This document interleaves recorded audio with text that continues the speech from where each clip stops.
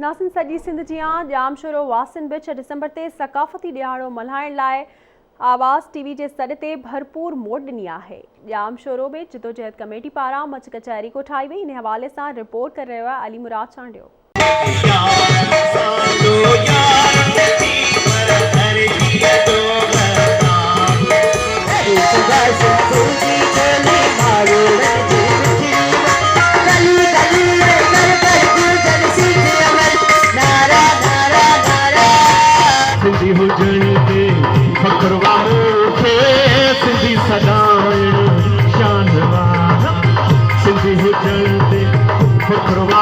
छह डिसंबर ते आवाज़ टीवी पारां सकाफ़ती ॾियारो मल्हाइण वारे ऐलान जी जामशोरो वासिन अॼां करे छॾी आहे। इन सिलसिले में जामशोरो सेंडोस रोड जिदोजहद कमेटी पारां मच कचहरी कोठाई वई, जंहिंमें सिंध जे मशहूर फ़नकारनि सरमद अयाज़, दानिश मंदूर, चनेसर तीवणो, खुशबू गुल, मासूम जलाल, असगर चांडियो, अनवर राजड़, कुर्बान चांडियो ऐं ताहिर शोरो क़ौमी गीत चई महफ़िल में वेठल माण्हुनि खे झूमण ते मजबूर करे छॾियो, जॾहिं त मज़ाहिया अदाकारनि कादर बख़्श मिठू ऐं मंज़ूर चांडियो माण्हुनि खे ख़ूब खिलायो। इन मौक़े ते मच कचहरी में शामिल माण्हुनि आवाज़ टीवी सां पंहिंजा वीचार हिन रीत वंडिया। सिंध जे सकाफ़त ॾियारो 6 डिसंबर ते मल्हाइण जो ऐलान कयो वियो, उनजी असां जाम शोरे वासी अॼां कयूं था।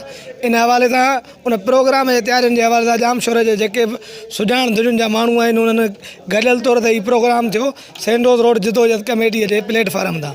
उनमें तक़रीबन मकतब फ़िक्र जा सभु माण्हू मौजूदु हुया। सिंध जा फ़नकार, मज़ाहिया फ़नकार, शाइर, अदीब, सुगड़ समूरनि माण्हुनि हिन ते गॾिजी हिकु ई आवाज़ कयो आहे त सिंध जी सकाफ़त ज़िंदाबाद। आवाज़ टीवी वारनि जा थोराइता आहियूं जेको ही सिंधी सकाफ़त जो ॾियारो मल्हाइनि था ऐं असां सिंधी क़ौम आहियूं ऐं असांखे अहिड़नि प्रोग्रामनि ते फ़ख़्रु आहे ऐं असां चवंदा आहियूं त इहे प्रोग्राम थींदा रहनि। इहे ईअं सम्झो असां सिंधियुनि माण्हुनि जे लाइ ईअं जहिड़ो ईद जा ॾियारा हुजनि। 6 डिसंबर जे हवाले सां अॼु जी असां तकरीब रखाई आहे।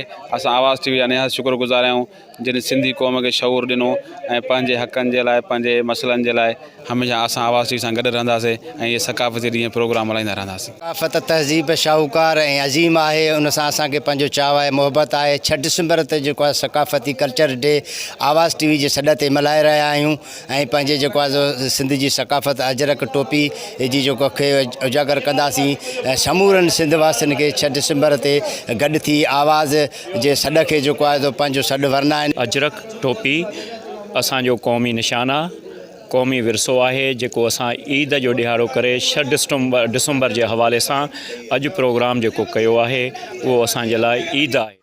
मच कचहरी में शामिल जामशोर जे सियासी, समाजी, इल्मी ऐं अदबी धुरियुनि 6 डिसंबर ते आवाज़ टीवी पारां ऐलानियल सकाफ़ती ॾियारे खे भरपूर नमूने सां मल्हाइण जो ऐलान कयो। अली मुराद चांडियो, आवाज़ टीवी, जामशोरो।